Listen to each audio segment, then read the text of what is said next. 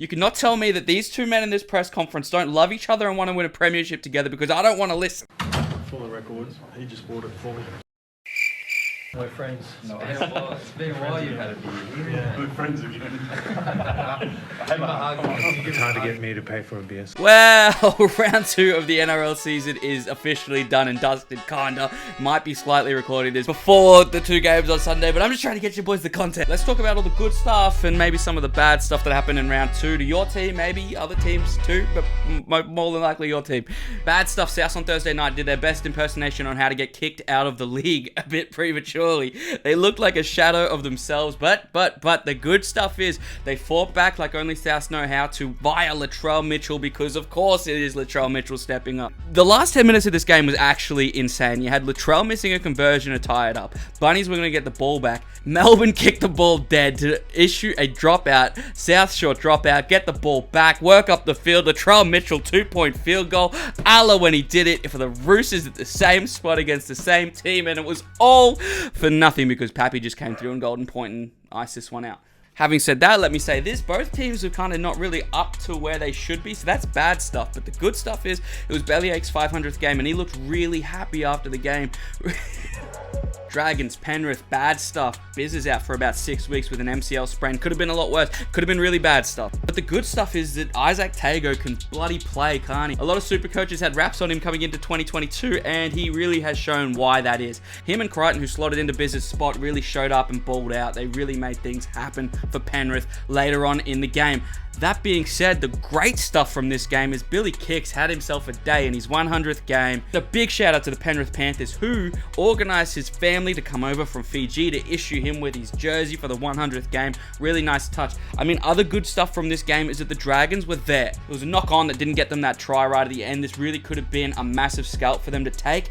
But the good thing to take out of that is that maybe Manly just sucks, and that's why Penrith ran over them. Because the gap between last and first looks to be shrinking by the week. I think we got a season on our hands. Speaking of Manly, what's going on in Manly? Someone try and find me Tom Trbojevic. This isn't how this is meant to go. It was a bottom of the table clash between the Bondi boys and the Bird Gang, and the Bird Gang, holy shit. They didn't look the goods. They didn't look the goods. The good stuff is that the Hello Sport boys have to eat humble pie 2 weeks in a row. Sorry about that, lads. But the bad stuff is that Turbo just doesn't seem to be getting the support he needs to start clicking and to start moving. Bad news also, Connor Watson has done his elbow. Still waiting on news to see how long that's going to be. Good news. We love it when a back rower comes off the bench and makes a name for himself. Nat Butcher did exactly that. I mean, he made Turbo look like Nat Butcher, and Turbo made Nat Butcher look like Turbo. You get what I'm trying to say. So free, freer than a free sample at Costco. Your dog water, literally so dog.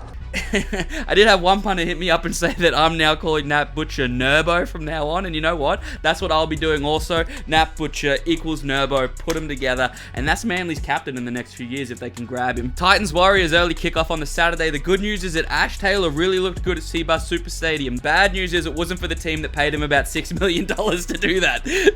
Good stuff. AJ Brimo came back after a long stint on the sidelines. First touch of the ball, first touch of 2022. Absolutely stormed down the field, reminding everyone why we reached for him in 2021's draft boards all across Supercoach. That's State of Origin winner AJ Brimson to you, by the way. Bad stuff. Waz fans will be pretty unhappy about the officiating in this game, but I mean, it just goes to show that as long as there's NRL refs, there's going to be bad NRL decisions. It's tough. You got to take your licks. You got to take your hits. Might not be your year this year, but I'm really thinking it's the Warriors' year next year. Let's go on Warriors. Sharks, Warriors, holy dooly. This one came down to... Holy dooly.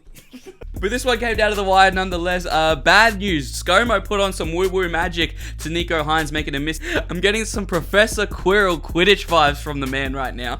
Good stuff. It didn't work a second time as Nicholas Hines and his Sharks...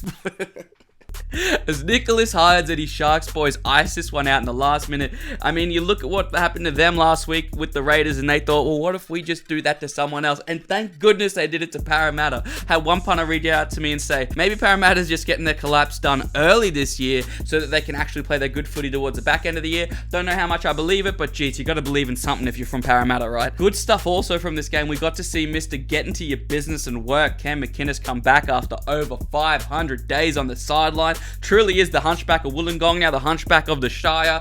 Man, I love seeing this guy get into his business and start running. I mean, with him coming back into this Sharks team, sky's the limit. Honestly, they got a draw of the gods. I can see these guys featuring in my power rankings for a lot of weeks to come. Cowboys, Raiders, and the Cowboys showing everyone for free what they're going to do on October 2nd this year. A bit of a time travel situation for you. Cowboys looked like I haven't seen them look for a minute. Let's do the math here. The Cowboys beat the Raiders, who beat the Sharks, who beat Parramatta, and they beat Penrith in the trial. So technically, the Cowboys are better than Penrith? Yeah. Good stuff. Nanai looked good. Good stuff. Hiku looked good. Bad stuff. Raiders looked like ass. The Cowboys did not let up in the second half of this game. They kept on scoring tries. Everybody was shocked. I was shocked. Tom Dearden was shocked. I was shocked that Tom Dearden was shocked. Everybody was happy, except obviously the Raiders fans. I won't talk on it too much because the bias is really sinking through the camera right now. But that's round 2 wrapped up. I mean, I'll get onto the Sunday games in the podcast. Boys, that's round 2. This is all the good stuff and the bad stuff. I hope you enjoyed it, and I'll talk to you all very soon.